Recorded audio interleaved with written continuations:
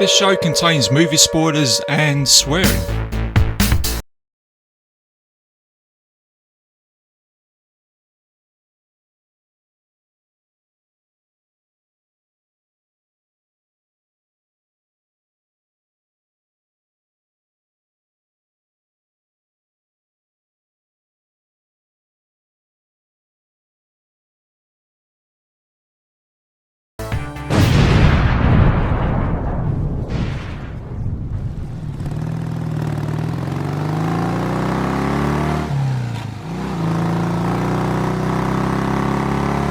I'll be coming for her, and I'll be coming for you too. Sure you will, and I'll be waiting.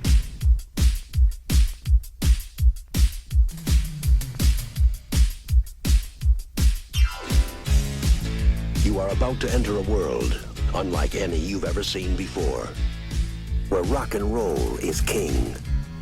The only law is a loaded gun, where the beautiful, Stay and see the show, it's really good. the brutal, I want Tom Cody. and the brave all meet From now on, it's for real.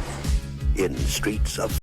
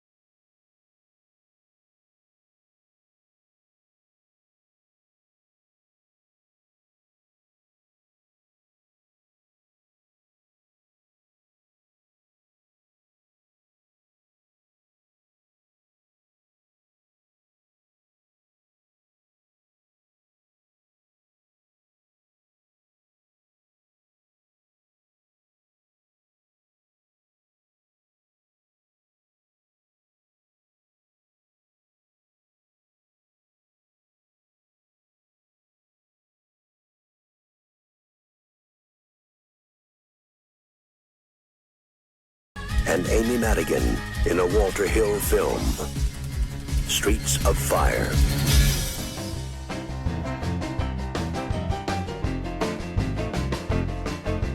Hello and welcome back to another episode of Bitesize Cinema. I'm your host RJ McCready, and for this episode I'm going to be taking you guys back to a year in 1984 to look at Walter Hill's very underrated movie, which is called Streets of Fire, which some of you may or may not know. We're going to show that some love today.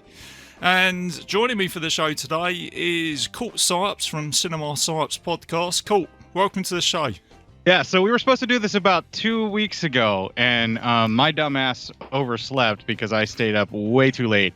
And just like Andrew WK, I may have partied just a little too hard. And the next thing I know, it's like 40 minutes later than we're supposed to record, and I wake up and message RJ because my crappy alarm didn't work. And I'm like, dude, I'm so sorry. I just rolled out of bed. Hey, I can still go. I can do this. And you're like, nah, I got some plans because you're 6 hours ahead of me. Yeah. You know, you're like, I got some things I got to do. And I'm just like, oh, I feel like such a jerk. And I just like profusely apologized for like ever. I think for like the last 2 weeks since we had to reschedule, I was apologizing. Well, about that. yeah, and then I was like, I was in the garden, and my missus was going, "Is everything okay?" I was just trying to pour a bit of water over Cort because he's feeling really bad. He's feeling really fucking bad actually about not making it today, you know. I'm going, Cort, it's okay, don't worry about it, it's all right. We do it another time. Well, part of just the way my brain is wired, like I get this anxiety for stuff like that, and like when guilt racks me, it really racks me. And you just kind of saw like I wasn't holding it back and I wasn't filtering it. I was just kind of like being me. That's just like pure like that's the state of worry that I just kind of live in, that I do a really good job of hiding when I'm on mic. That's okay, mate. I'm just doing that. Yeah, it's all right, cool, that's fine. We'll do it another time. The missus is saying, why are you jumping up and down cursing? Because Cort Psyops just fucking let me down, that's why. And then it's like, no. But I'm here. You got me. You got me right now. I've got you. Yeah, I've got you. We'll be doing this movie. I've got you all to myself Covered because whilst we're on this subject, because we're putting all these cards on the table, I posted on Bitesize. I got you coming onto the show. There's old Gary Hill's trying to step in there as well. He's like, hey, I like Streets of Fire too, and I'm like, Gary, listen, man, I want Cort Psyops all to myself. Gary, if you're listening, mate, I'm very sorry. I just wanted Cort to myself today. That's all. Well, I actually did Streets of Fire on Cinema Psyops quite a while ago, and Gary was the guy that I had guesting because he knows as much about Walter Hill stuff as just about any of our fellow podcasters. And Streets of Fire is like I don't know, it's almost sort of like how Ricky has his thing for Phantom of Paradise. I think Streets of Fire may be the thing that Gary has for like the Walter Hill specific films. Like I think that may be the one that he loves most. And I can totally see why, because, and I'll once we start getting into actually talking about the film, this is probably the pinnacle of what is a Walter Hill movie. Like this is so many elements of all the other Walter Hill movies that make them great, just packed into one film. It's like a Cliff's Notes of Walter Hill's entire career almost. Yeah, I've got to agree with you as well. Yeah, because I'd say this is probably my go-to film.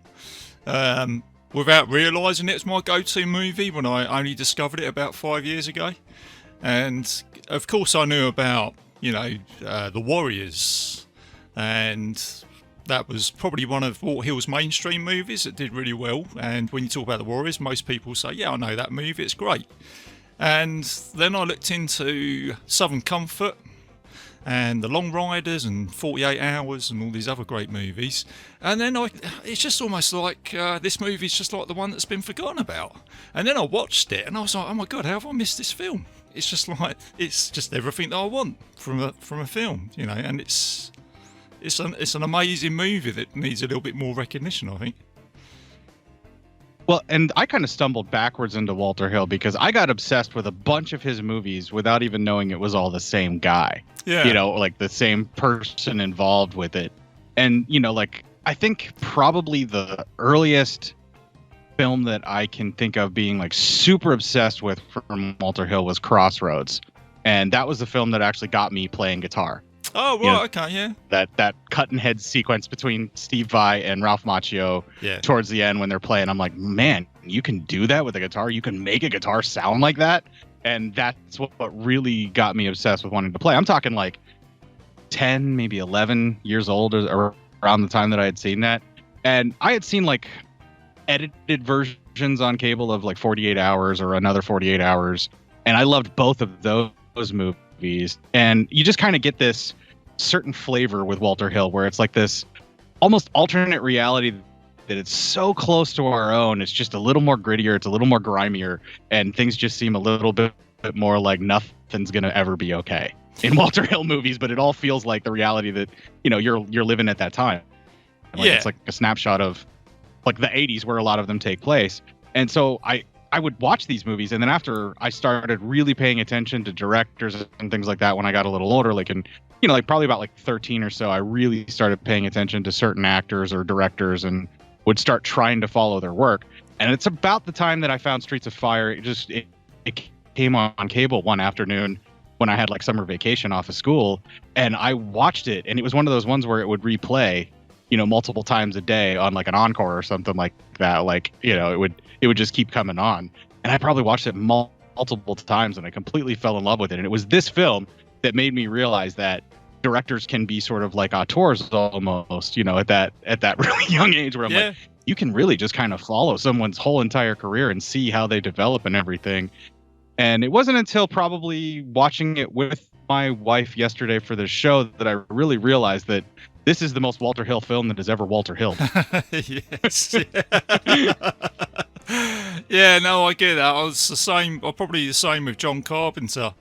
I think I discovered John Carpenter before, or probably discovered Walter Hill, but I didn't realise Walter Hill was a guy that produced so many movies. So I'd probably seen The Warriors, and the fact that it was directed by Walter Hill probably went over my head. I just watched The Warriors as a good movie, and then I got a little bit older into my teens, and I started to think, well, hang on a second, a bit like John Carpenter. These John Carpenter films seem to have John Carpenter's name on the top, so it's like John Carpenter's, The Thing, or Escape from New York. And then I sort of noticed Walter Hill, and I thought, hang on a second, he's got the same. These movies have the same sort of aesthetic to it. So let's check this out, see what else he's done. And then I noticed Streets of Fire. And the interesting thing with Streets of Fire is that I actually listened to the soundtrack before I watched the movie, and I was thinking, man, if this movie is as good as this soundtrack, then this is going to be an awesome film. And God Almighty, I put it on, and I thought, yeah, it didn't disappoint me at all. It did everything that he wanted it to do, and I think I've said this before on my show. If a soundtrack can be just as important to a movie as the story and the characters, and I think with this film everything seems to tie up really well, and yeah, I'm just buzzing for it. I never get bored of this film, and I don't think I ever will. I always seem to find something new that I never noticed before. Yeah. Whether it's a little piece of the soundtrack that's a guitar riff that Ry Coder plays whenever Cody's on screen, and that's, we kind of brought up the music, but that's the really interesting thing that I noticed this time around. Watching it too, I was like, there are two different soundtracks. It seems like Jim Steinman is doing all the scoring for the stuff that involves directly in Ellen's world, and then the minute she gets kidnapped and she gets dragged into like darker underbelly world of the bombers, and then Cody's got to go get her. When Cody starts coming on screen and people are going looking for things, or Cody's doing the investigation, it's all Ry Coder's guitar work with the slide or various other riffs that he's doing. And that's all sort of like Cody's theme. So it's like, this is Cody's world. She's trapped inside Cody's world, and he's got to get her out back to her Steinman really track world where everything fits into place and everything feels exactly ordered and how it's supposed to be, as opposed to Ry Coder's very like improvisational, very loose style where you just never know the note that's coming next, and you just kind of hope it's going to be in key. And then I'd imagine, like this being the 80s, Stevie Nicks was probably kicking around the studio, and they probably said, like, can you just record a song for this movie as well? It's like, yeah, sure, it's... Oh, Steinman had to call in some favors on this for some of the vocals, and he does. He loves very powerful, very, very husky style voices. He has a very specific style, and it's extremely operatic, and it's very heavily... tracked, like, because there's multiple layers, like, of vocals of the same instrument and everything, and he creates like these gigantic rock orchestral like opera sounds, and that's totally Helen's world, where there's so many people working together to make that harmony happen. And they do a really good job of like stacking her band when you actually see those performances to match the kind of sound that Steinman's able to sort of create, like that's why Meatloaf's backup band is like 50 fucking people all the time, because Jim Steinman really layers the tracks when he's working with them. Yeah, you see a crowd of 50 people in Hollywood at that time. Where are you guys going? That's a lot of extras for a movie. No, we're just Meatloaf's backup band, that's all. Fucking hell. Yeah. Tonight we're playing with Ellen Aim and the Attackers for this movie for Walter Hill, but normally we're Meatloaf's backup band. Why does he need 7 guitars? Have you ever heard a Jim Steinman track? Of course he needs 7 guitars. Meatloaf Army's turned up for a movie. Oh man, it must be a lot of fun to be on set as well.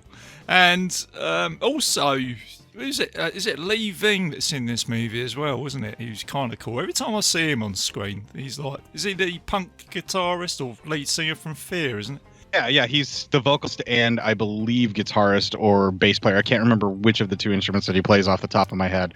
My wife recognized him as Mr. Body from Clue. Yeah, that's right. Yeah, he's one of those. He's just one of those actors who, once you notice him on screen, you can't not, sort of look at him and think, oh, he's quite an interesting character, and he actually holds a bit of screen presence as well, as you mentioned there with Clue. I thought he was great in that movie. You know, you just think I want to see a little bit more of this character actually, and I could have actually seen him be the. As much as was it Amy Madigan does a great job as Cody's psychic in this movie, I could have probably seen someone like Lee Ving be his psychic as well, someone with a little bit of attitude. And generally, it's funny that you mentioned that because Amy Madigan's character was actually written for a man. Yeah. And I don't know exactly how it happened, but she basically just came in and owned the role and did it exactly as it was written, and they just decided to let her play that character as a woman. And then they may have rewritten some of the dialogue where they just changed like him to her and stuff like that. But that friendship and that dynamic that they have, that's supposed to be like war buddy types or just, you know, both ex-soldiers just hanging out. And I think it works really, really well. And it kind of helps soften some of the misogynistic edges that you sometimes catch in a Walter Hill flick. Yeah, exactly. Yeah, I mean, you know, and I think Amy Madigan, you know, her character is obviously McCoy. Like I say, she's an ex-soldier. I like conversation where Cody says, "So what'd you do in the army?" And he just says, "I just like to shoot things. That's it." You know, that's the only reason why I joined up. But I could have easily seen her be the main character in this movie as well. As much as I love Cody in this movie, I could have seen her be the the main rescuer. You know, it could have been the story of McCoy. And I think that's at the same time it's very progressive for the 80s as well to have this strong female lead character who really kicks ass in this film. And let's face it, she's the one who points the gun straight in Raven's face. You know, she's straight in William there, Dafoe. You know. William Dafoe, that's it. Yeah. And like I say, we get into this conversation in this movie. Every time I think about it, I think there's just so many avenues you could have gone down. It also feels like a kind of blueprint of a comic book movie of good versus evil. William Dafoe comes across as a Joker type character. It's like the best sort of. He's one of the best villains out there, and I could have easily seen him play the Joker as well. And he's got that sort of menace about him in this film. Yeah, when he is wearing those weird like hip waiter sort of leather, almost bondagey jumpsuit outfit where the straps cover his nipples, but like the whole top half of his chest is open. But like when he's wearing that outfit walking through Torchy's club and then he goes into that room where Ellen Aim is, they hold for a moment where he takes this look at Diane Lane as Ellen Aim and he looks at her in a way that I hope I never have anyone look at me. Oh yeah. Like where she's just like, she's like property and almost like a plate of a really nice roast that he's about to just devour. And it's like really lecherous and gross and creepy. And I just feel really uncomfortable the entire time William Dafoe's on screen in this film. He's like only 29 and he already has villain down like it's nothing. Like he's already done. He's over with being a villain. He's that freaking good in this movie. Yeah, it's funny because I'm glad you mentioned that scene, because if you was going to ask me, if you say, look, RJ, why did you invite me onto this show that's all about Streets of Fire? I was going to say, well, it was because of William Dafoe's leather dungarees flicking his nipples, and I just thought, well, I've got to get Cort Psyops onto this show. Just to talk about that scene alone, you know. So when you think of leather greasers in bondage, you think of Cort Psyops. Yeah, well, sense. you know, I've listened to his show long enough with Matt, so... I could have just done a 3-minute and 30-second episode. Hello, Cort, let's talk about Streets of Fire. Yeah, William Dafoe's dungarees. Yep, that's all we need to say. That's it, guys. Check this movie out. We'll see you later. Keep it bite-sized, keep it safe. Well, and I also want to talk about like Cody's little intro that they have. Mm-hmm. Yeah. Because he walks into the diner whenever he shows up after being told that, you know, his sister needs him. And he's sitting there getting ready to drink a cup of coffee. And those guys come in and they like, there's this other greaser crew in this like souped up little coupe. And they're acting like they're all hard and they're going to do something. The guy pulls out a butterfly knife and Cody slaps him like 2 or 3 times, takes the knife out of his hand, opens it, closes it, slaps him 2 or 3 times, shoves the knife back into his hand, and then says, "That sucks, try it again," or something like that. Where he like just totally belittles the guy. It's the most... He doesn't even punch the first guy. He just slaps him so hard he knocks him out. It's the most badass thing. I don't think I've ever seen that in any other movie either, where he's taken the knife off the guy and said, "Look, man, just take that again and do it again." You know, it's just, it's such a great introduction to the Cody character as well, because right there and then you know what this guy's all about, and then he goes proper. You could almost go 8-bit video game, which we'll get into in a minute, where there is a legacy with this film where you've got games like The Final Fight, and I think it's Streets of Rage. And you look at this scene right here now, and you think, yes, okay, I get that. This is definitely, you could go straight into 8-bit or 16-bit mode now. Cody's there, you know, he's got his, you know, bit of wood that he's flinging around. And love it. Love this scene. One of my favourite scenes from the movie. Chucks him through the window. Totally rips him apart. As he was doing that, before he throws the last guy out, my wife actually said, "Hey, he actually missed a pane," and then he threw the guy through it right as she was saying it, and I was like, "And?" And she goes, "Ha! It looks like he got them all." Yeah, that's it. Oh man. So yeah, I mean, like I say, we're introduced there to our character, but like I say, Cody is the main hero in this movie, but it's all about the other characters around him, isn't it? I think was it Billy Fish that's played by Rick Moranis, and I felt like this was a different role for him compared to what I was used to seeing him say, like Ghostbusters, you know, where he kind of plays a bit of a buffoon, doesn't he? But in this, he plays a bit of an asshole, doesn't he? And it kind of works for him in a way. Oh, he's like the biggest freaking asshole in this movie. You really, really hate this character, Fish. Yeah. And it's weird to see Rick Moranis like this, because he's always at least an amiable lug of a guy. Sometimes he's like this brilliant but sort of, you know, wacky and just, you know, awkward kind of character. But you never see him play like this confident, cocky, head-sure little shit that you just want to watch somebody slap the shit out of. By the time Lee Ving decks him by the end of the movie, you cheer Lee Ving on for just that one moment where you're like, yes, finally somebody shut him the hell up. Yeah, suddenly it's become Lee Ving's movie, isn't it? You know, at the beginning of this movie, you could say, at the beginning of this film, when I saw Rick Moranis and I saw Lee Ving, I just want Lee Ving to kick his ass. And then at the end of the film, you go, yes, yes, done. Oh, dear. Well, they're about the same height, so it makes sense for Lee Ving to knock him out. Because even Cody says to him, you know, the problem with you, Fish, is kicking the shit out of you wouldn't even be fair or satisfying. Yeah. That's the only problem. He's literally like saying, the only reason that I'm not kicking the shit out of you is because it's so damn easy, it wouldn't be any fun for me. And that's the thing with this film. There's so many lines like that. I think there's where Billy Fish, he pays this guy for some information, doesn't he, about Raven's town. And he gives this guy some money. He goes, here's $10. Go and buy some soap and have a wash or something. He's like, what the fuck? Yeah, he purposely talks down to people that he really doesn't need to.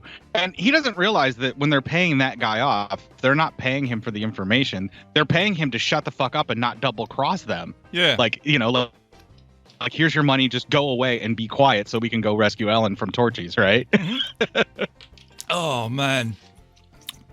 And let's talk about Torchies for a moment. You know, I mean, that's kind of... you kind of flip between... You know, this film's set... It's an 80s movie, but it's got an aesthetic of the 50s, isn't it? And like you said, you've got the Jim Steinman soundtrack. It sort of goes from different places. And then you go to Torchies, and it's got like a sort of... little bit of a green sort of tinge to it. It's got a real mood to it. And at the beginning of this movie, it says, you know, it's set in a different time, a different place. And you really feel like you're in some sort of... It's almost like a sort of Alice in Wonderland movie at the same time. It's got a real sort of magic. Well, they do say pretty much right off the bat. They do say, like, right at the start of it, they give you the title Streets of Fire, and then right after that, the next title card says a rock and roll fable or a rock and roll fairy tale. Yeah. And that's very much what it is. There's so much to this that we're kind of hinting at it, and I'll just kind of dig in a little bit. The plot line of them going to rescue Ellen and then bring her back, that is very much like the story of the Warriors, where it's a bunch of soldiers trapped behind enemy lines trying to bop their way or fight their way back. catching trains, catching buses, doing whatever they can to get out when they can and trying to stay low and fight their way out. That's, Walter Hill's already done that masterfully with the Warriors. He mixes a little bit of that in here too. It has a little bit of some 48 Hours flair where a ragtag crew of people that don't even really like each other are sent on a mission to get something done to beat the bad guys. That's how it just kind of gets started, where Fish hires him and Cody kicks ass and basically does what he needs to do. Cody's very much the Walter Hill prototype anti-hero character, because like Nick Nolte's character is always a scumbag piece of crap in both of the 48 Hours movies. Exactly. Yeah, he's never a good person. He always treats everybody like crap. And Cody's, I think what they're trying to do with Cody is, and I think it's probably before even PTSD was really known and what they could put a name on it, like back when they still called it shell shock in the 80s. And it seems to me like Cody's character is very much that like PTSD style or suffering former soldier, but he's doing it in silence, where he's just so grizzled and so full of shit with his macho ego that he just internalizes all of his pain and everything that's wrong with him and how he feels. And the only way he can let it out is with violence, which is why he's so good at it, because it's a cathartic moment for him. Slapping a guy around and then knocking him out with one slap does a lot more for him than sitting around in a basement talking about his feelings with other vets. He just doesn't want to deal. And I think Amy Madigan's character of McCoy says it best when they're walking and she's talking with Cody's sister and Reva, and she says something along the lines of, there are some people that don't show how they feel because they feel so deep it hurts too much to admit that, because they feel deeper than everybody else, so they lock them all up. And then there's some people that don't have any feeling or don't show any feelings because they just have no feelings at all.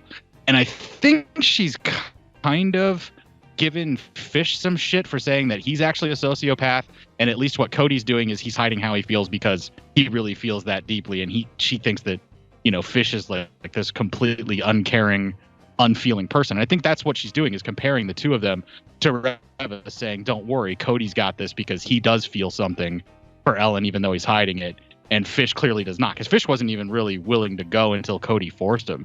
Cody's like, you're going no matter what. Yeah. So it's more layers of stuff to kind of consider there. Yeah, he's completely under arrest, isn't he, in this movie, Billy Fish.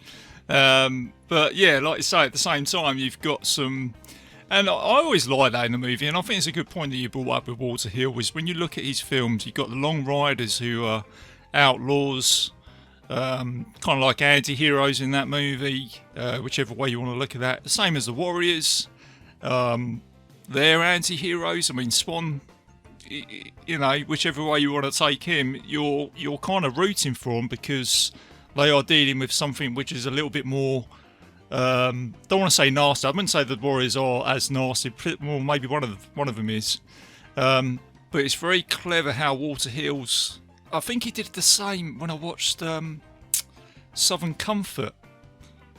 Those soldiers in that movie were pretty much assholes, do you know what I mean? But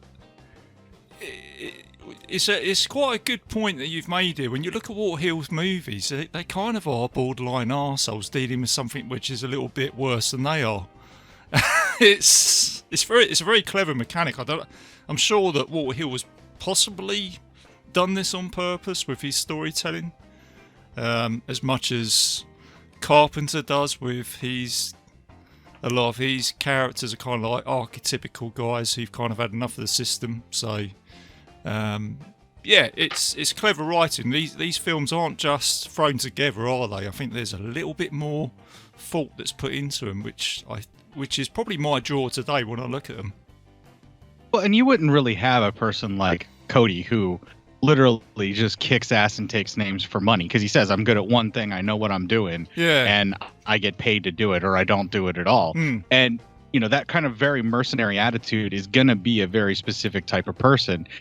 The thing that I think Hill does really, really well is his characters always end up having a moral crisis where they make a decision that the reasons they were going to do the right thing were not the right reasons, and eventually they actually end up doing the right thing for the right reason. Yeah, I mean, we see that with Nick Nolte's character in Another 48 Hours and 48 Hours.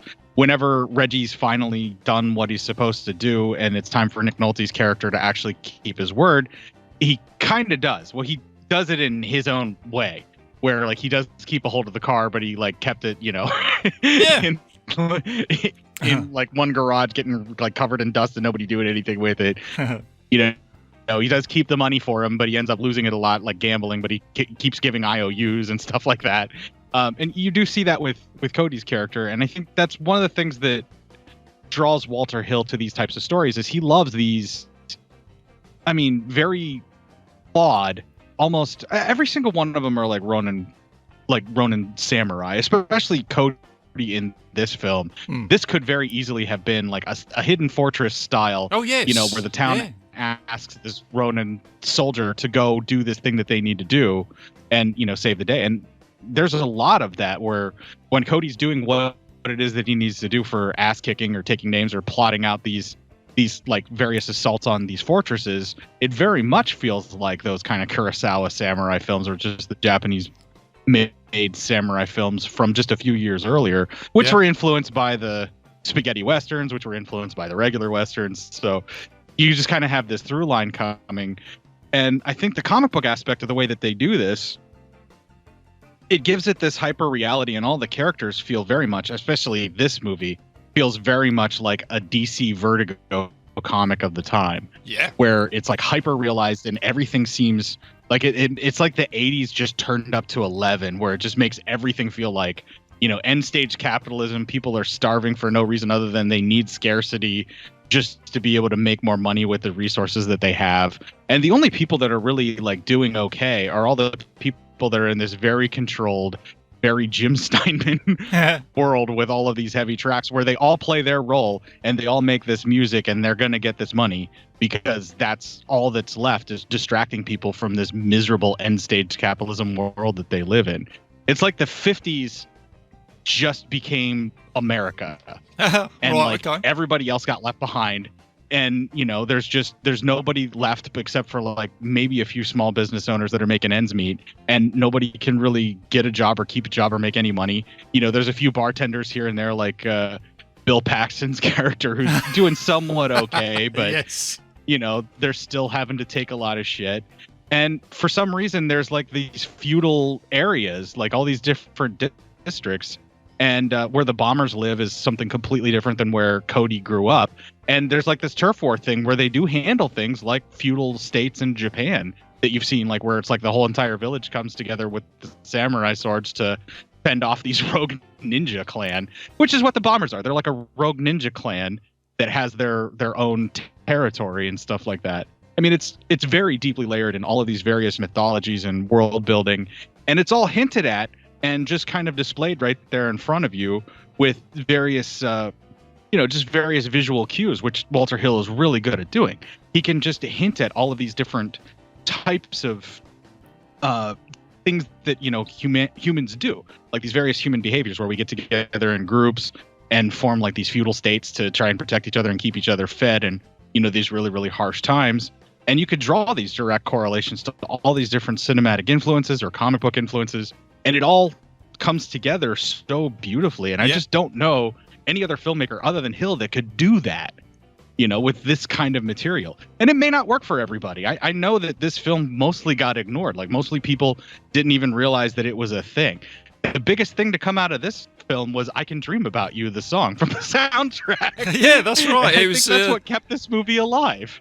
Which I was quite surprised, because I think that was by Corey Hart, who had a number 10 hit, and I think he made the most money in 1984 out of that song with this movie. And I think, Walter Hill was, God damn, you know, I've made this movie and you've released that song, you made more money than I have, you know, which is a shame.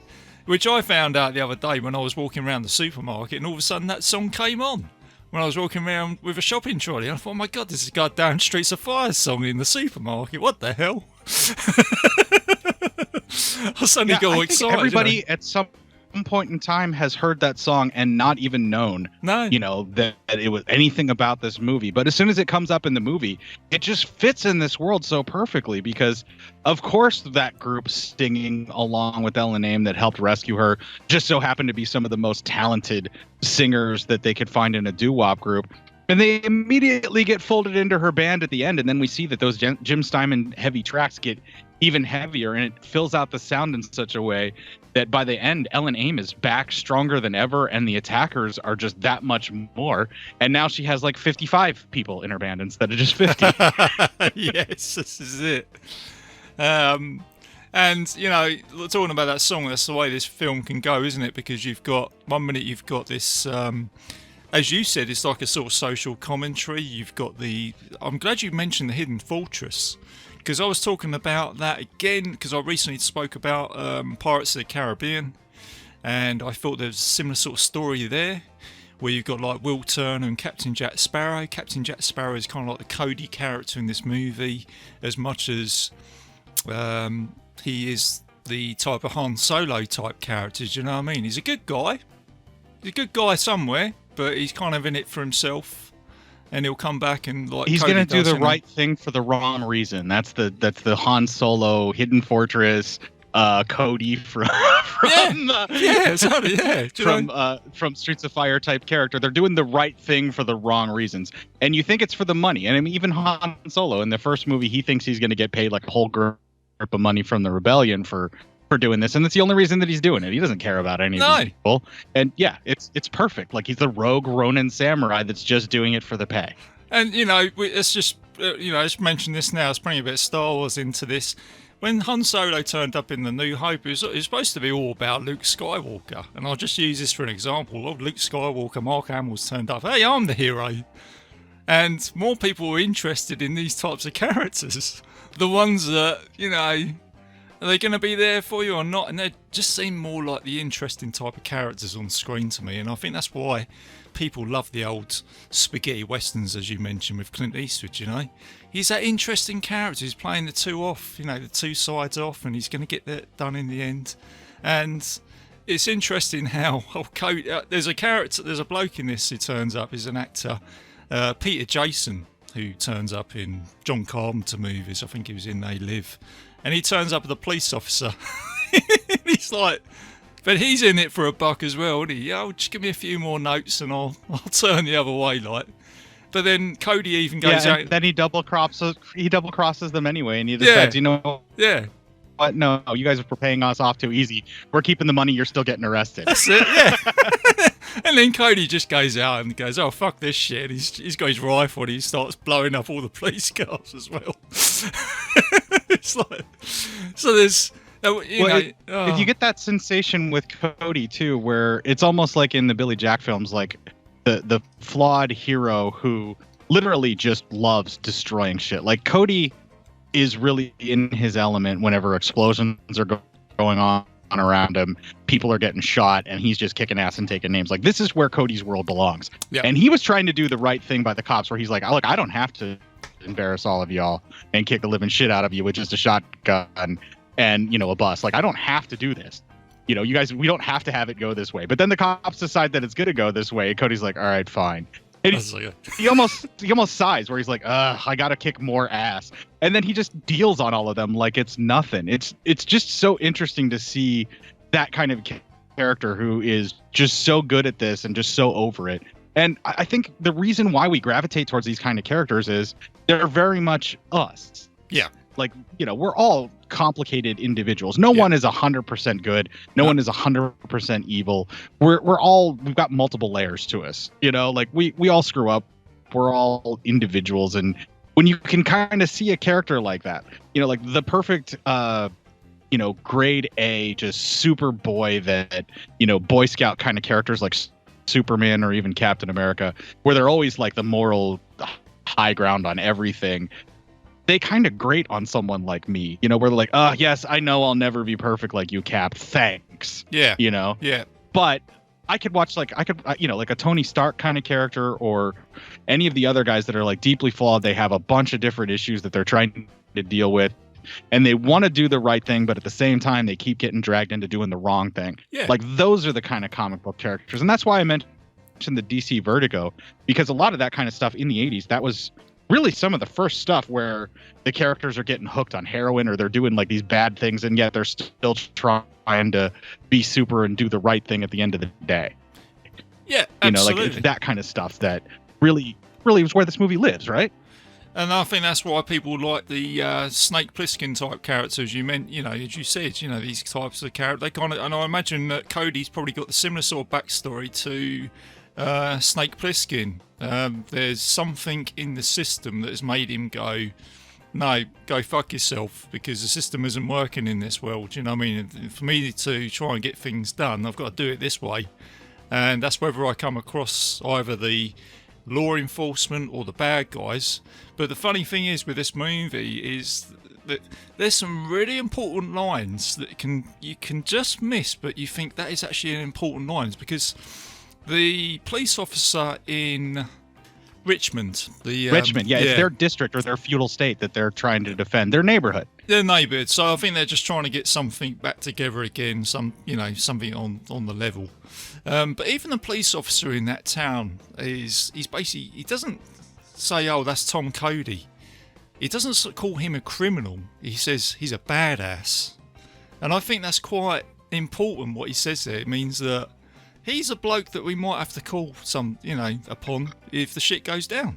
And, in the end of this movie, when Raven turns up with his motorcycle game, I just love it when the police officer says to Cody, he says, go kick his ass, I need you to go and do that. My plan went to shit. Yeah, my plan went to shit. Go kick his ass. We need you. We need the bad guy. Yeah, with Bill Paxton pointing his rifle at one of the good guys' heads or whatever it is by accident. They all point their weapons, don't they? And it was in that sequence when the whole group of the Richmond get together, and you have all of these guys just show up with all of these rifles, and they're getting ready to defend their neighborhood, their town, whatever you want to call it.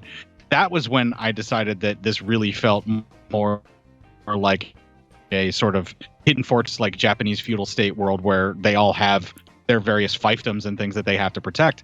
And it just so happens to be that these guys in the Richmond, they never really had to do anything because this neighborhood mostly got left alone. Yeah. And it was only whenever it was time for them all to get called up that, they have this sort of makeshift militia in a neighborhood. I don't know how realistic that actually is, that you would just get 60 guys showing up with rifles all of a sudden, just from one bartender running around calling them all. But there is definitely that sense in American history that neighborhoods stick together like that, particularly in inner cities, where it's you make sure you watch out for everybody. You may not like everybody, but you all live here, so this is your neighborhood and you protect it. And that's kind of the same, like I was talking about with the feudal states that you would see in Rogue Samurai movies, where the whole village gets together because it's the village and they depend on each other. And if that farmer dies because of this raid, then we'll never get the likes of the potatoes again, or whatever. They need to watch out for each other and protect each other. Otherwise, it's going to greatly impact the whole village's life. And you get that sense in this film, through a lot of it. And, even in the neighborhood when they go raid Torchies, there are some people that live there that are also well, this is where I live, this area. So you just destroyed my neighborhood. So it's no wonder that the entirety of the bombers, because their whole state got destroyed where they were living, Yeah. All their gas was ruined and everything. It's no wonder that they're going to declare war on the guy from the Richmond that did it, and they're going to hold the whole of the Richmond accountable for it. It makes sense. I like the way the guys in my head has just gone to shit today. Cool, sorry. There's so much to talk about. You're going to wonder. We're all over the place in this movie because there's just so much stuff densely packed into this little rock and roll fairy tale. And you just said it. What's the name of William Dafoe's neighbourhood? There's two neighbourhoods here. It's really doing my nut. They're in. It's the Torchy's bar is their main hangout. I think they're the ones that run it. But it's basically the equivalent of the Bowery, right? Where they're living is where the punk rock clubs like CBGB and Max's Kansas City would have been. Oh my in New God, York yeah. at the time. But they tend to ride around on very highly flammable motorcycles that if you just shoot them once, they'll just go up they've just fully fucking armed up with TNT. It's holy shit in hell. It's the most dangerous fucking motorcycle you drive in your life. That one scene where he shoots that one tank while the motorcycle's going down the street popping a wheelie is one of the greatest action sequences. Yeah. Because the tank just explodes everywhere and the stuntman keeps the motorcycle upright until it loses speed. Yeah. It's so cool. And then and then Cody bangs like a fuel dowser or something, and then he shoots it and it blows up. And I love this scene as well because it's like William Dafoe comes out, the Raven walks out, doesn't he, with his like dungarees, and it's just great where he goes, finally I've met someone just as bad as I am, you know, and it's almost like that sort of portrayal. Someone who likes to play as rough as me. It's me. Yeah, that's it. And he goes, I'm Tom Cody, pleased to meet you. And he goes, I'll be coming for you, Cody. And he goes, well, I'll be waiting for you. And I was just thinking, oh my God almighty, I'm just fucking... just give me a stern, a wonderful place that has just in that scene. You know, I was like, how the fucking hell have I not seen this film before when I first watched it? You know? Oh man, it's just fucking amazing. Yeah, all it takes is once. You're either a huge fan or you absolutely hate it. But when this film gets its hooks in you, all it takes is once, and then you're gonna love it ever since. Yeah, and then there's little sequences as well where he's got his trench coat on, he's got his rifle on the front bars of the motorcycle, and he's just riding this bike, and there's just a nice little bit of music in the background. He's just going in this underpass.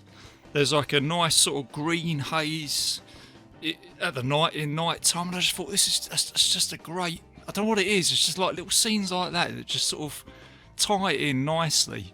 And yeah, like I say, I know I've said it before, there's a lot more to this film than kind of meets the eye. It's like the director and the producer haven't just thrown a film together. I think it's just very well put together and very well thought of. Particularly as we've mentioned already with the characters. It's a visually world building in a way that he hasn't really done since the Warriors. Because when you see a like a gang that is coming for the Warriors in the Warriors, everything you need to know about that gang, their modus of operandi, and just how crazy they are, you know the minute they appear. Like the Baseball Furies, when you see them, like you know they're trouble and they're just psychotic and they're just looking to hurt people because they're all painted up and looking weird and they're not even trying to blend in. Whereas like the gang that's on roller skates in the subway, they're just trying to get mobile and they run up and down the subways on the roller skates, and they're nowhere near as scary as the Baseball Furies. You know, it's just everything you need to know you get from whenever you see these folks. Like the Bombers, they're clearly this weird S&M greaser gang that, you know, lives inside my brain, like the kind of folks that I would have hung out with. And everything you need to know about them, everything that makes you like uncomfortable about them is all right there the minute that they show up. They walk into the concert to kidnap Ellen, and you get a sense of who they are just by their outfits and the way that they move, like a military operation, all dressed in really, really bondagey black leather outfits for riding their bikes. And the other thing I was going to say about this was, like I say, my head, it's exploding at the moment with Streets of Fire. I think it has left a legacy. I think certainly... Oh, what's that movie with... Bruce Willis. It's kind of like a sort of animated style movie that came out in the 2000s. I think it was Sin City that came out. Robert Rodriguez directed and lensed with Frank Miller. See, that's Frank Miller's comic books. Sin City is what that is based on, and the noir aspect that exists in Sin City is definitely here. It's a noir comic book mixed in with like a Japanese Ronin samurai style story, and somehow they make it work. Like none of these elements should work together the way that they do with Streets of Fire, but somehow it all just comes together into a smoothie of awesome. Yeah, and like I say, Robert Rodriguez, I'm sure that perhaps he's seen this movie, I'm not sure, but I could definitely see him possibly remaking a movie like this as well. He'd be the type of director today that I would definitely say have a go at it. Not that at the same time I don't really think this film ever needs a remake, because it's just perfect where it is. And that was the other thing I was going to say about Streets of Fire. It doesn't really, for me, it doesn't really age at all. It's because I think we're fetishing we fetished the 80s in the last 10 years, and it's just and again, because it's set in another time, another place, it's a timeless movie for me. I don't know if you're aware of this or not, but there was actually a sort of unauthorized sequel to Streets of Fire named Road to Hell that Albert Pune made in like the early I think it was like 2008-ish, like right before the 2010s. And I don't know if this would ever really get released anywhere that you can see it. I don't know how you're going to get your hands on it, but it's a continuing story. Where it even has Michael Pere, and he's playing Tom Cody. And like even his sister shows up in it as well. And I'd be remiss if I don't mention it because it's more built upon that same world of what we're getting. Yes. So I wanted to mention that exists. Although I have no idea how anybody would see that. And I totally get what you're saying about how Sin City could have had this influence. And I also feel like the 90s Batman movies too, like Gotham really feels like the city, or like especially the Tim Burton Gotham feels very much like the city that we see here in Streets of Fire.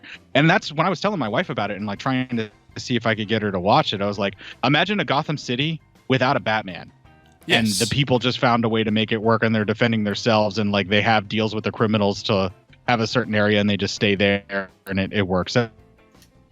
Yeah, and I'm glad you mentioned Batman, is because I see William Dafoe's character Raven and Cody. I can certainly see Cody as a Batman type character and Raven as a Joker in, like you say, Gotham City, without them wearing without Raven wearing the makeup and Cody wearing the Batman outfit. But they've got the same type of thing, because I think Batman himself is kind of like a screwed up character himself, which kind of Burton touches on in the 89 version, which I spoke to about with Dan. And there's a bit in the 89 Batman where the Joker turns up, and it's when he's with Kim Basinger and he shoots Michael Keaton. But there's a bit when the Joker turns up and he looks at him and he goes, finally I've kind of found someone who's kind of screwed up the same as I am, without seeing him in the Batman suit, and I think it's very clever. And I know we've hit on this already, talked about this just a minute or two ago, but we keep coming back to the same thing with this movie, isn't it? It's like Raven and Cody, they're very similar, just as much as the Joker and Batman are very similar, but they've got to try and somehow, they like toying with each other, or one's got to control the other, which is, it's a clever mechanic in a movie, and I enjoy watching that on screen. Yeah, I think what you're talking about is the archetype of the anti-hero and the sort of almost anti-villain, where Raven's character is really fucking gross. He's really skeezy. He's really unsettling. But he's got this certain swagger and this charm to him where he's unapologetically that way. And it has a certain appeal where you're like, man, if I could just be that free to where I could cut loose and just do whatever the hell I want, like Raven, where there's a certain appeal to it. But then you see the Tom Cody side of it, where it's like, he's so much more violent than Raven. He's filled with so much more hate and rage than Raven. And I would almost submit to you guys, the listeners, and then also for you here, RJ, that Tom Cody is more of a bad guy than anyone else in this film.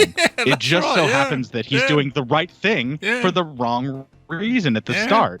And it's when he does the right thing for the right reason and not taking the money where he sort of becomes a hero, but he still just goes away. Yeah. I mean, there's three different points in this film that my wife got like had sort of serious, very visceral reactions to the film. There's the one where the last pane of glass is still there, and she just kind of like jokingly said, well, he missed one, and then he threw a guy through it right there. Yeah. And then she laughed. Then there's the sequence when it's coming up to the end of the movie and he's got the final showdown with Raven, and he knows that the only way to get Ellen out is to make it to where she can't argue with him. So he just takes the simplest solution, which is to clock her one and knock her out, which is extremely violent, extremely brutal. And it's so shocking and out of nowhere that right after he hit her like that, my wife just went, what the fuck? Yeah. Well, that fucker! Like, because it was just that quick, and it's domestic violence and is raw. Yeah. Like, he just fucking clocks her one, And it's literally like, and I was trying to explain it to Bev. I'm like, he's just being really pragmatic here. Like, it's wrong. Yes, he absolutely should not hit her. But instead of trying to talk her into going with Amy Madigan's character, and instead of having McCoy try and like stop her or hold her back so that he can go back into the city and, you know, take on Raven and the bombers and get this over with, he just does the easiest and simplest solution for him. And he's like, if she's unconscious, she won't argue. And he knocks her out. Like, it's a very practical thing. There's no real malice to that, you know. And I think they could have had him chloroform her. But we got to remember, Cody is much worse than anyone else. Yep. It just so happens that he's always just held back just a little bit from doing the violence that he needs to do. So his practical solution is this abhorrent violence because that's the character he is. And the writers for this have stuck to that character as well, because him doing the chloroform just wouldn't be his character, would it? I don't think, like you just said, they've just stuck to this character. Like I say, I was just as shocked when I saw it as much as your wife was, and I don't agree with that method at all.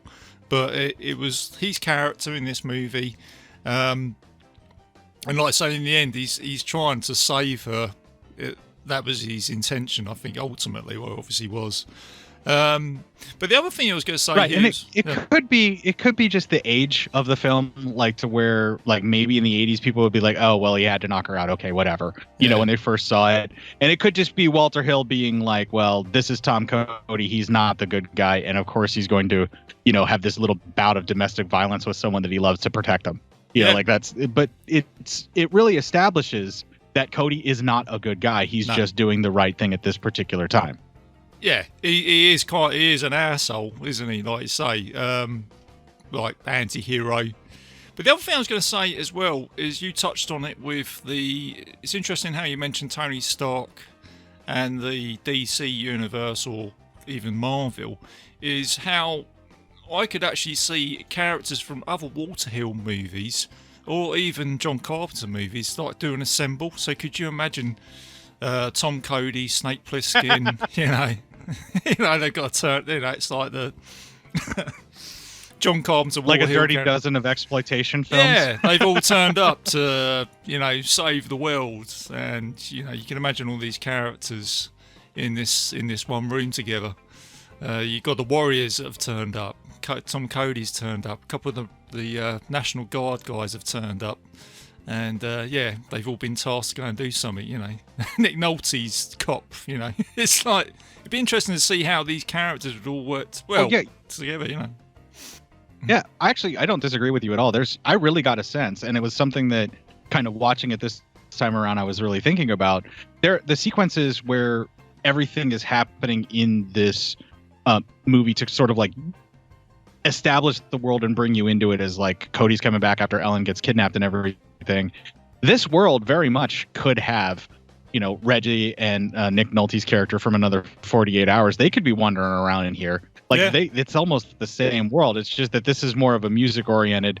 Like, the country bar that they bust up could very well be on the edge of the Richmond. Like, it feels very much like the same city.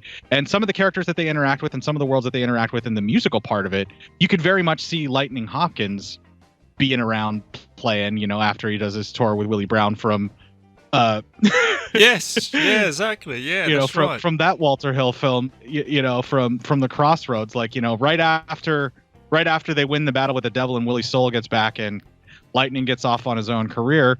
It's almost like Lightning's music, because it's the same guitarist, Ry Coder, that did all the Lightning's music, is basically playing, you know, Cody's favorite music that's always on the radio, you know, when Cody's around. Like, his themes feel like that just happens to be the type of music that he likes. Yeah, because he does have a theme, doesn't he, when he's on the tube or the train coming in, doesn't it? It's quite good. Yeah, he's got his own theme that comes in. And the blasters, or the bombers world with the blasters playing, you know, their Blue Shadow and One Mean Stud or whatever that song is. Yeah. Like, that world very much, like, I could totally see in Another 48 Hours or 48 Hours, like the bikers that they have to take on in Another 48 Hours. That seems like the kind of bar that they would have gotten introduced in as well. So that's one of the things that's really interesting about Streets of Fire, is while it has this very otherworldly fable and fairy tale feel to it, it's still so gritty and realistic that it very well could be any of these other Walter Hill movies that are supposed to take place in the real world.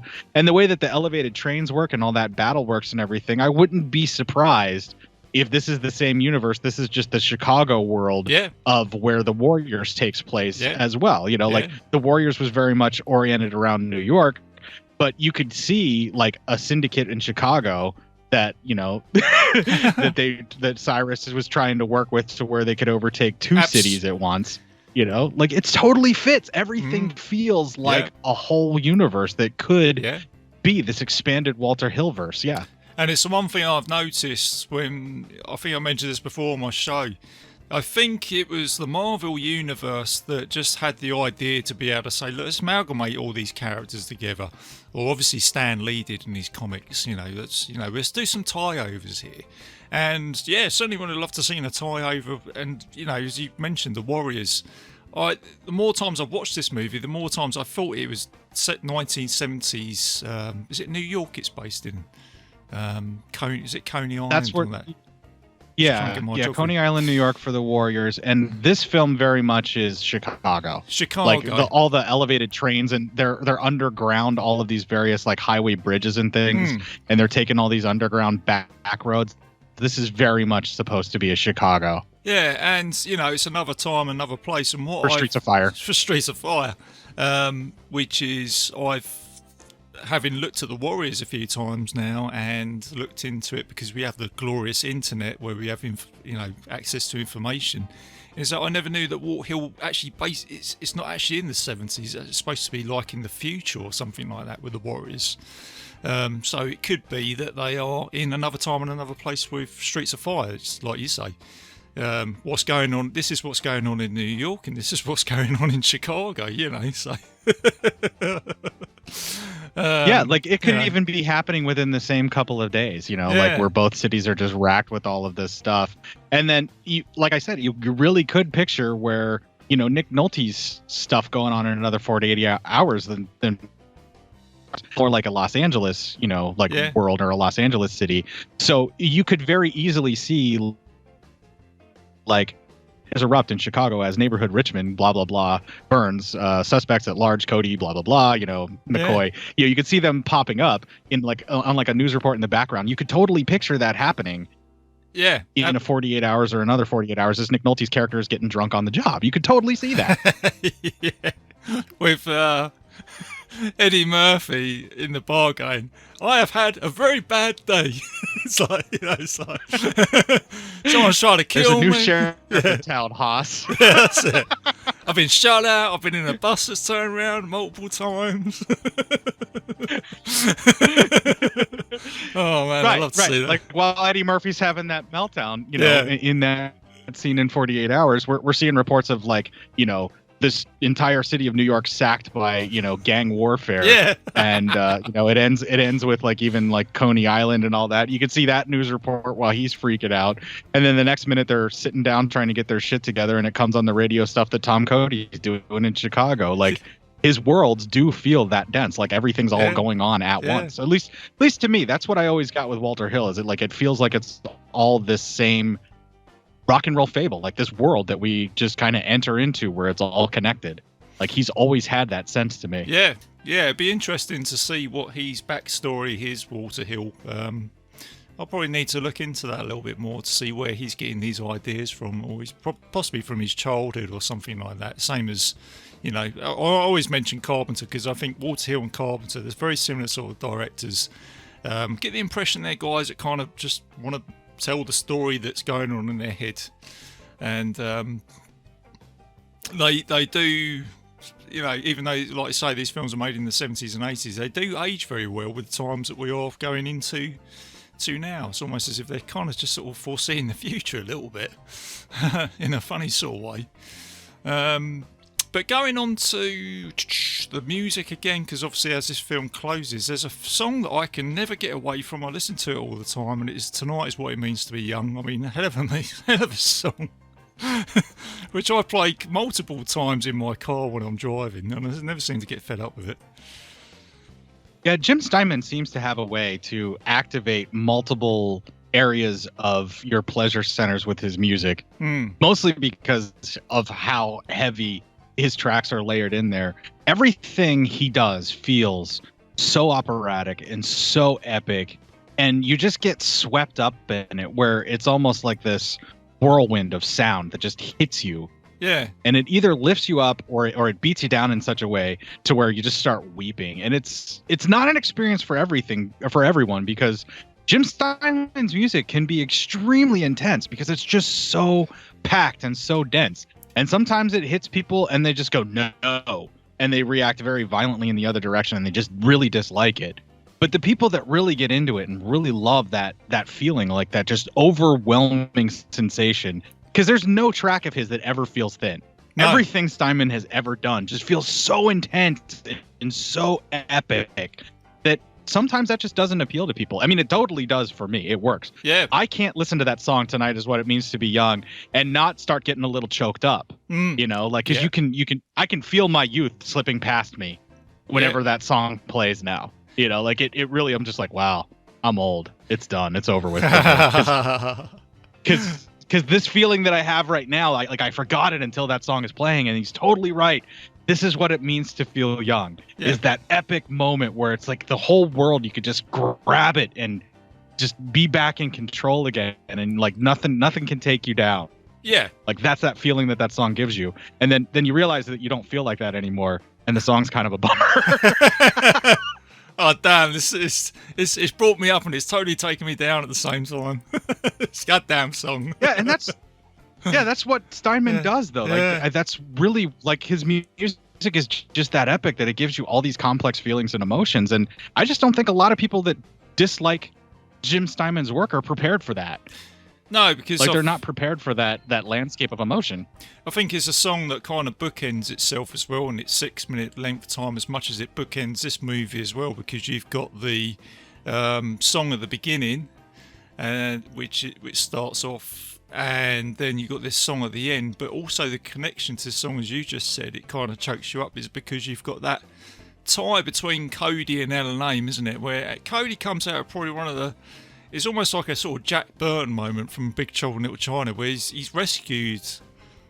You know, he's got the girl at the end of the day, isn't he? And she's obviously pleading her love to him, and he's basically comes out this line saying, you know, you're going places, and I'm not the sort of guy to be carrying your guitar cases around. You know, you mean, what the hell?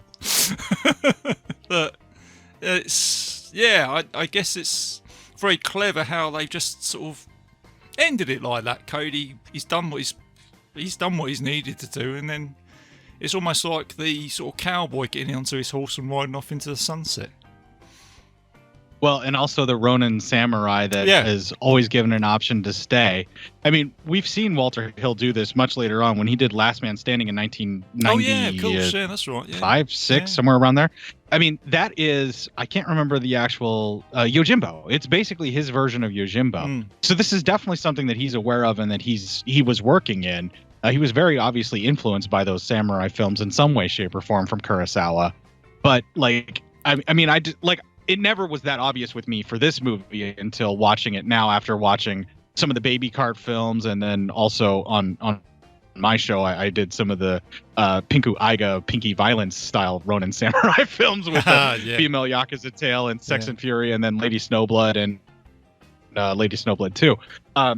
But like these films, they have a very specific kind of technique where the warrior always turns from the path of domestication and normal life.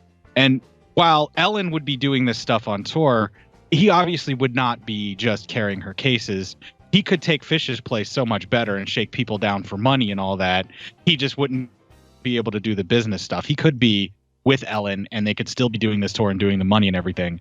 But what he's essentially saying is he can't have that normal life. He can't have that kind of love in his life because that part of him is already gone. Yeah. It's been destroyed. Like, he's now just this killing machine. And he knows that. And he's not going to make Ellen happy. He's not going to be able to give Ellen love and support and all of that.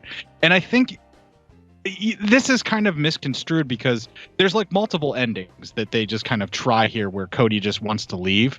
And he says goodbye to Fish, and you get the sensation that he just wants to duck out and go and just not even deal with Ellen and just let her be, because if he hurts her and she stops worrying about or stops caring about him, then it's over with and he's done the right thing to protect her.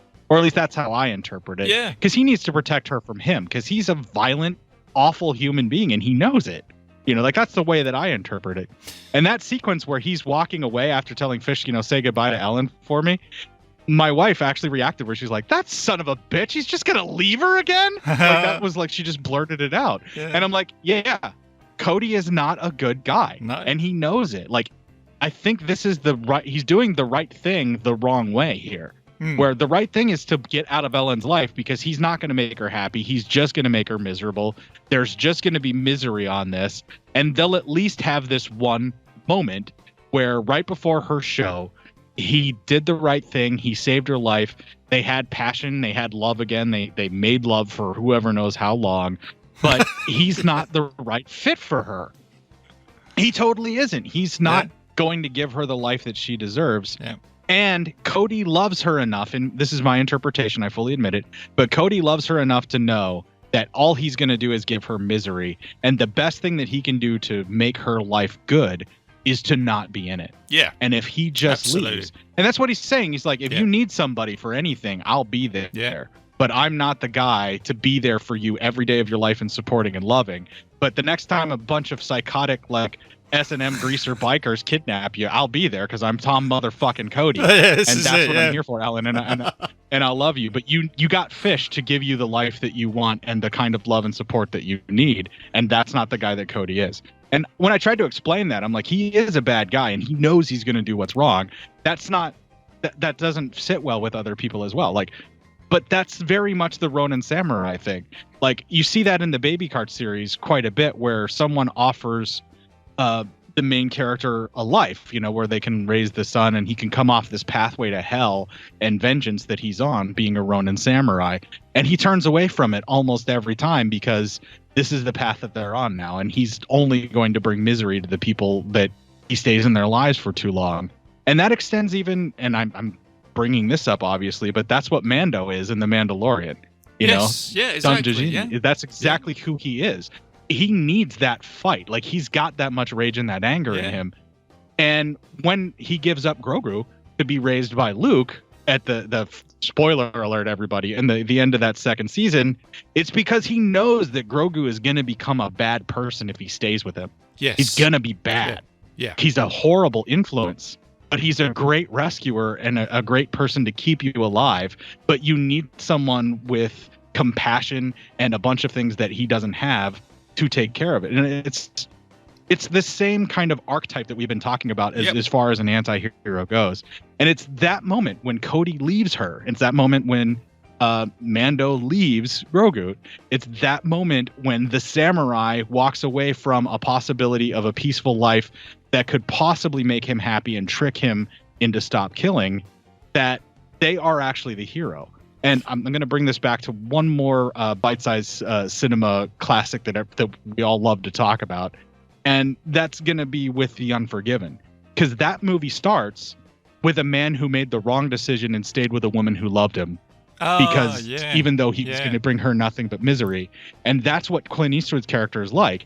And he's living with the repercussions, the children that he has and the world that he has. He's living with that as that movie starts. But he's the bad guy. And he's the guy that should have done the right thing and walked away from that woman when he had the chance. But now all he has is this misery that he's created in her life. Like, there are certain characters that are anti-heroes because they are doomed. They are meant to just walk this path of violence and misery. Yeah. And when they try to step away from that, that's when you get things like Unforgiven, is what I'm getting at. Like, that's that archetype, you know? Which, again, they're a lone gunman, they're a lone swordsman for a reason, right? Yeah, this is it. Yeah, you know. It's I'm glad you brought that up, actually, and this is interesting where this film goes to, isn't it? Bringing up, and again, it goes back to the samurai movies as well, doesn't it? Like the Sergio Leone, Unforgiven. It's like you say, it's a very good example using that movie, Unforgiven, because that's ultimately, like as you just said, that's where Cody could end up, or ultimately would do. But like you say, the best thing they can do is love in a way to say, look, I best not be with you, and then he does walk away. And I'm glad you brought up the Mandalorian as well, because that is, it's the same thing. And I think even, Tom Cody has a little wince of a tear in his eye, thinking, damn, I wish I could, but I know I can't. And I think, again, a spoiler, I think Mando has that look in his eye as well, doesn't he, when he hands over Grogu. He knows that's not the path that he's set for. But he's done his job. And like I say, I do like that line where he says, if you ever need something, I'll be here. So you ever want me to go and kick someone's But I'm not the arse? guy to carry your guitars. I mean, it's like, fucking hell, what a line. And I think it's very clever how that the movie bookends like that, because a little shout out to Gav Chucky Steele from Podcast on Haunted Hill, because he's a film director himself. He does all his independent stuff. And he explained the movie plot to me as in, basically a guy goes up the tree, spends a bit of time up there, and then comes down.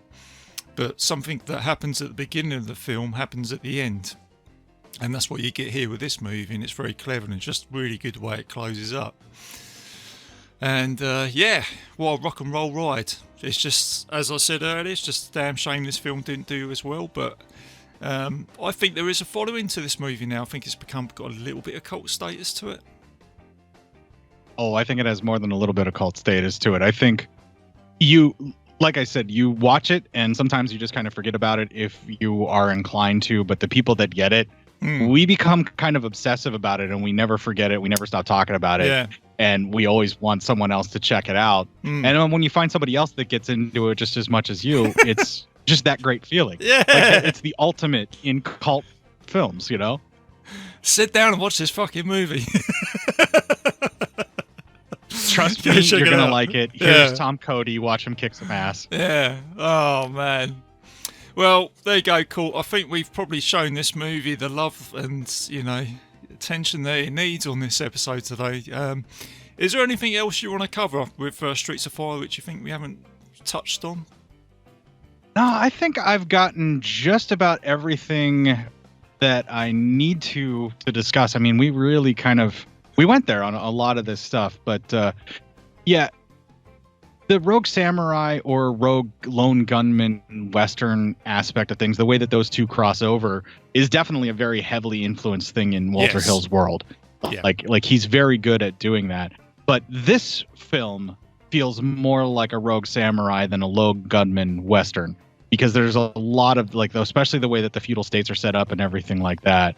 It's not him rolling into one specific town. It's him traveling through all of these various different realms. Yeah. These various feudal states. So I'm actually not shocked at all that Walter Hill later on went on to do redo his own version of Yojimbo, I think is what Last Man Standing is. And it just so makes sense. And I would say that if you really dug what he did here with Streets of Fire, check out Last Man Standing. And it's like his crack at Yojimbo done in like a 1930s gangster film.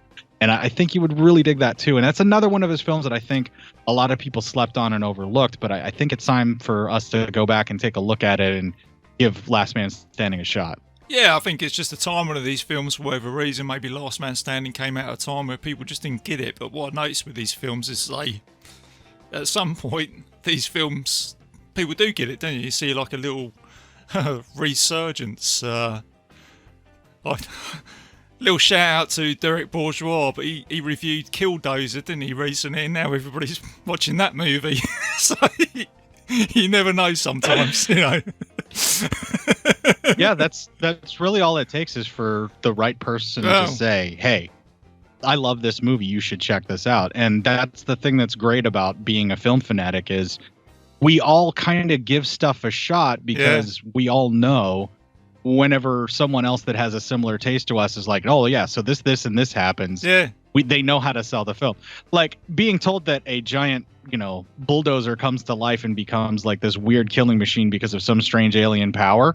You know right away whether or not you want to watch that movie. And most movie fanatics are like, hell yeah, man, let's do that. Yeah, it's suddenly the bulldozer has just come on to Legion podcast because I've noticed a little bit of a resurgence of that movie, and I've noticed that a few times on there where we're all like, hey, check out this movie, and then all of a sudden we're all talking about this one movie.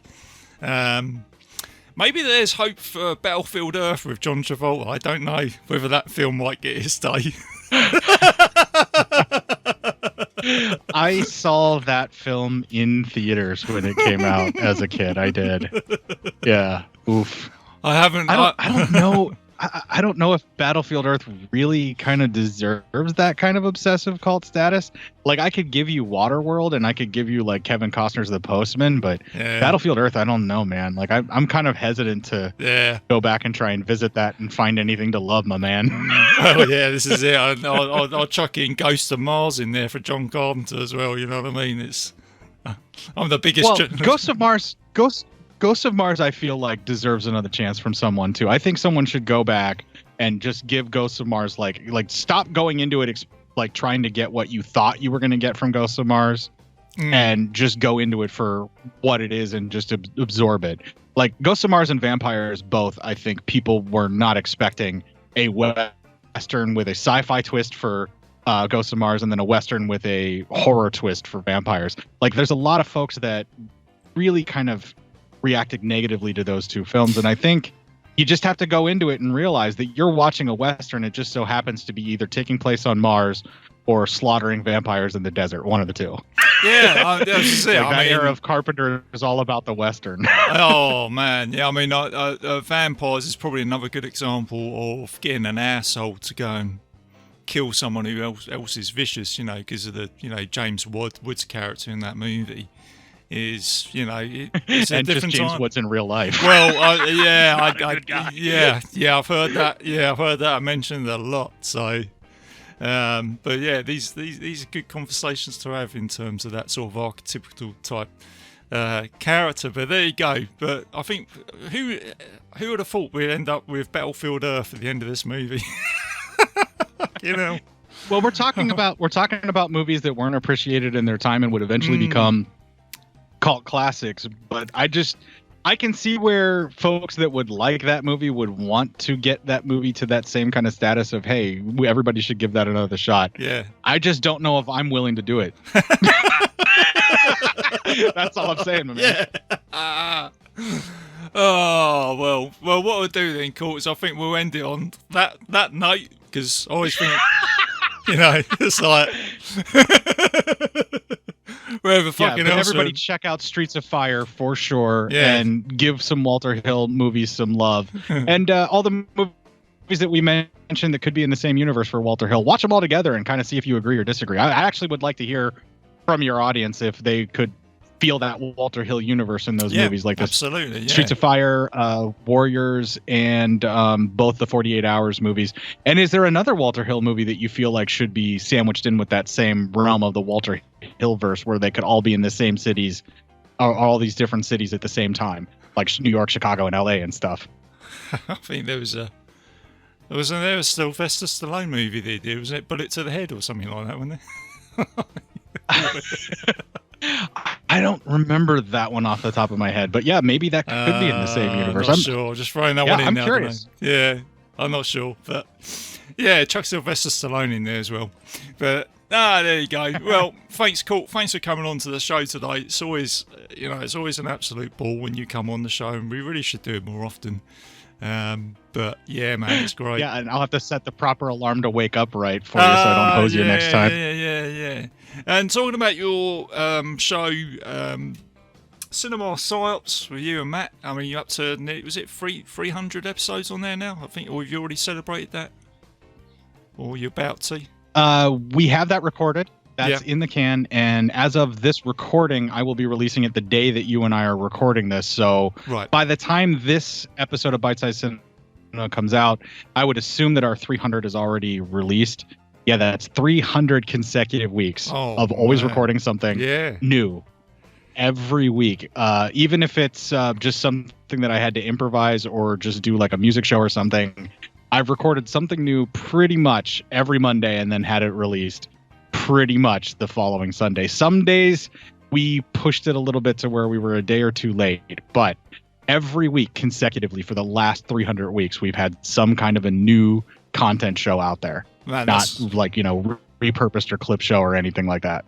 That's some good going, man. Do you know what I mean? That is, you know, getting up to that, the 300 mark, you know. So, but I just saw that you did, is it Bruno Mattei? Well, you hit 100 and half the time we did.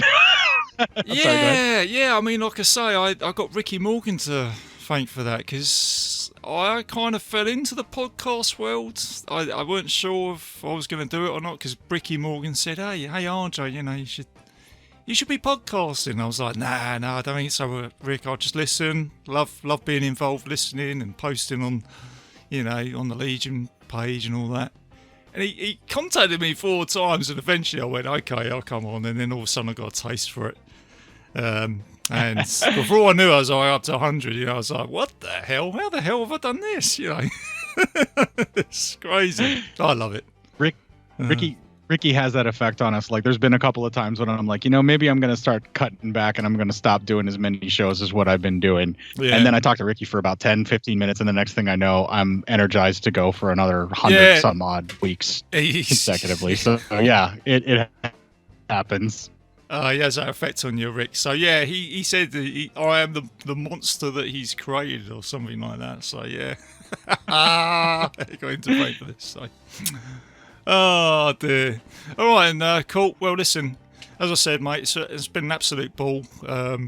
We'll get back onto another episode, something you want to do again in the future on Bitesize. I know you spoke about Texas Chainsaw Massacre 2, was it? I think you put that one out to me. Yeah, that's my favorite in the series. Even though I absolutely love the first one, it's kind of hard to enjoy the first one because it's really dark and really foreboding. And Texas Chainsaw 2 dumped all of the horror aspect of things and just went for over-the-top 80s gore and grew. Yeah. And that soundtrack alone is something worth talking about because that makes that movie. Yeah, and I'm actually going to be reviewing that on my show because for our full franchise fest starting at 300, we're doing a comparative thing where we're going to do all of the Texas Chainsaw Massacre movies, including the remakes. Right. Okay. We're going to do that whole full franchise fest, and then we're going to go from that directly into the Phantasm films. So what we're doing is, like, because the Texas Chainsaw Massacre goes downhill fast with its sequels and the remakes and all of that kind of stuff. And my thing that I'm trying to show everybody, or the thing that I'm trying, like the experiment that I'm trying to do here is the Phantasm series like completely loses money as it goes. Mm-hmm. The budgets get lower and lower, and the movies get more and more ambitious and more entertaining as far as I'm concerned. Not necessarily better, just more and more entertaining. And I really like the improvement of the stories and the expanding of the universe.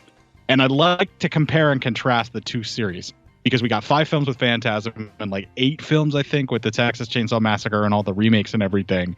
And it just goes to show you that when you keep trying to do the variations on the theme, you can either do it one way that works effectively like Phantasm, or you can just keep going back to the well and trying to rehash like Texas Chainsaw, and it just doesn't quite work. Yeah. That was kind of my idea for closing out year 5.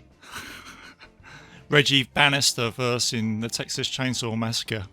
Oh dear. Another tie over in versus another Bill universe. Moseley, basically. Oh yeah, basically, yeah, Jesus. Oh well, look forward to that, Cort. Your take on that and Phantasm. You know, I know Ricky Morgan's a big fan of that movie as well. There's certain films it's a bit like when I hear Lucio Fulci, I think of Rick. Do you know what I mean? Some Italian film director. You know, it's like, you know.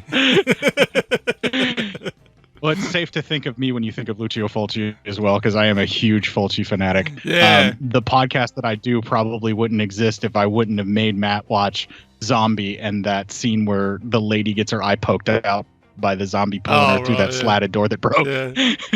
Like Matt's overreaction to that is what made this show happen. It's like when this has suddenly become the Ricky Morgan podcast. That's what did Rick say this week? But when he made me laugh when he came on to do Prince of Darkness with Dan Bone came on board as well. And he just comes out with some stuff. It just makes me laugh. It's just magic. And I said, so what did you think of Prince of Darkness? And Ricky said, yeah, well, I immediately thought I was watching the Lucio Fulci movie. It's like, fucking brilliant. That's Ricky Morgan all day long. Yeah, that's absolutely true. I could see that influence there. Yeah, absolutely.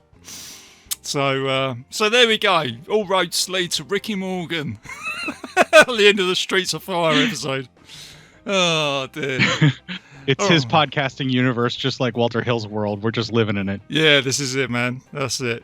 All right, cool. So, like I say, thanks for coming on the show, mate. I've had a blast. I feel like I need to go and wash myself down now. Yeah, I'm all hot and bothered too, man. That's a good place to end it. Go outside and mow your lawn. Might as well. Oh, dear. All right, guys. Well, hope you enjoyed this episode. And as we said, if you haven't seen Streets of Fire, please go and check it out. And let us know if you enjoyed it. For a little bit of admin for the show, I'm a proud member of the Legion podcast, such as Cort Psyops is. So please go and check out his show as well, Cinema Psyops, which is about to reach episode 300. Also, you can find the show on iTunes and Spotify and several other players. If you put in Bitesize Cinema Podcast into the internet, it'll take you somewhere. I've also got another show called the Mystery Vault Podcast, so go and check that out where I talk about mysteries and unexplained and all that type of stuff. And I've got a Facebook page where I'm most active as well, so hit us up with any comments or any films that you want me to take a look at. And as always, guys, keep it bite-sized, keep it safe.